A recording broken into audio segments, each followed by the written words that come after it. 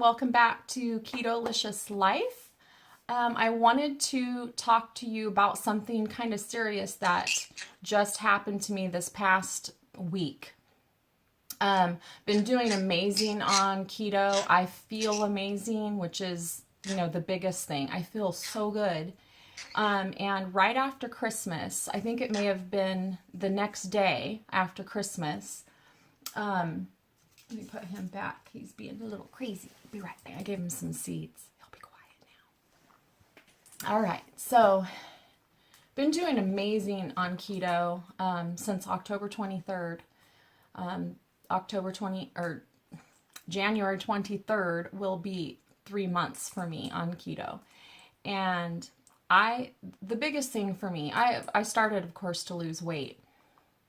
But the biggest benefit so far has been how I'm feeling. And I don't want to go back to the other way, how I was feeling before. It was miserable.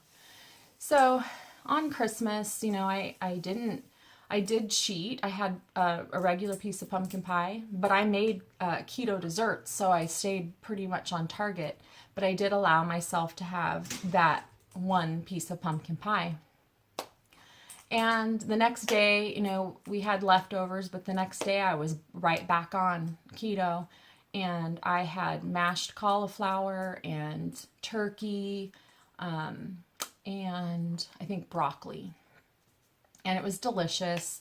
And then I think I had a couple keto desserts that I had made.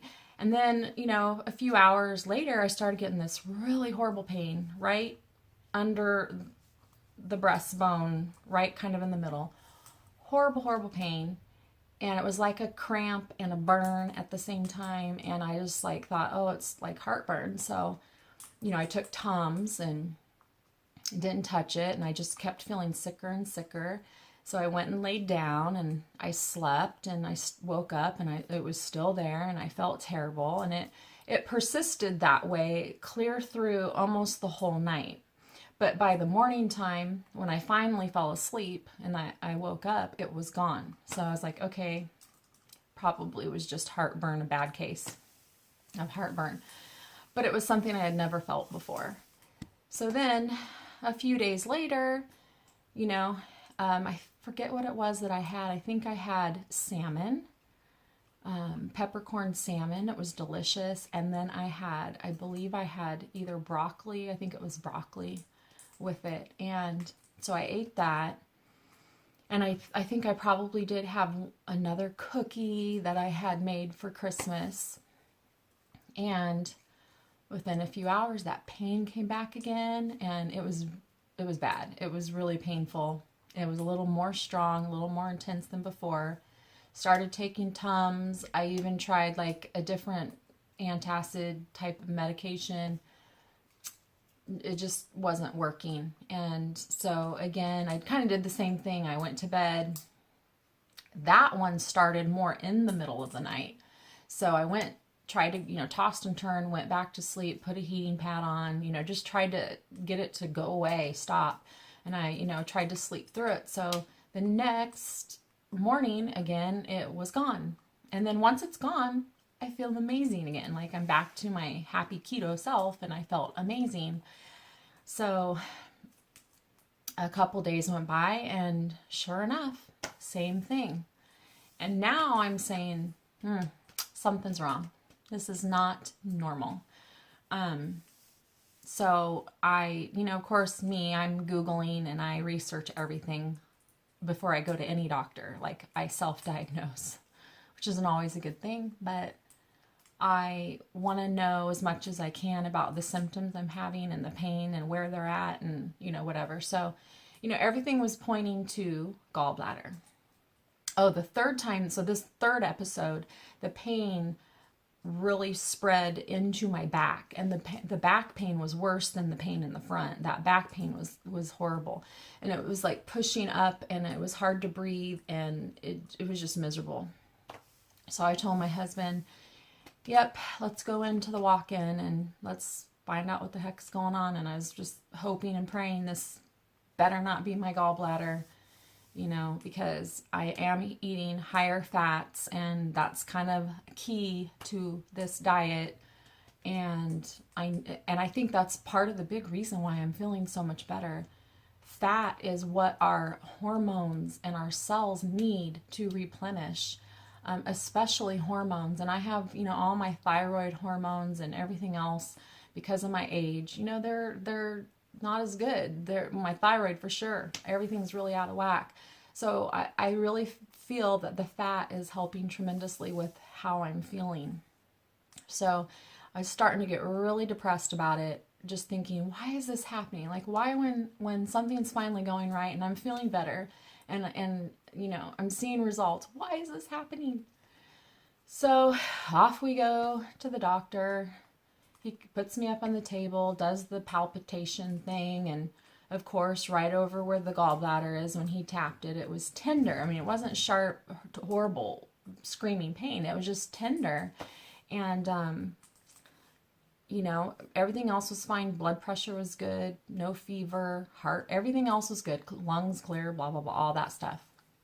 So he said, you know, given that you're on the ketogenic diet, yes, it's probably the fat, the higher fat. And you may have already had, you know, a struggling gallbladder before you started this. And, you know, that was just enough to push it over that limit for you. And, you know, he said, I would just cut way back on your fats. And, you know, I'm like, at least you're, you know, he didn't say you need to stop this diet. This is a horrible, terrible diet. Stop it now. You know, what he did say that angered me was, yeah, you know, the thing with the keto diet is that everybody feels like crap, like garbage on it. And I was like, what?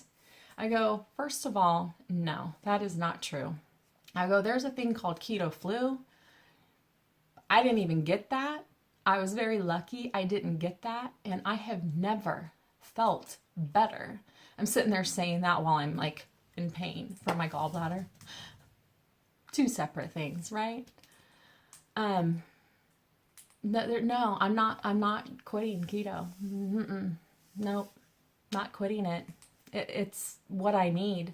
Even my doctor, my normal doctor that I went to, the female, even she wanted me to go on basically like a paleo type of diet, which is very similar. You know, you're cutting out all grains and gluten, and you're cutting stuff out to find out what you're sensitive to.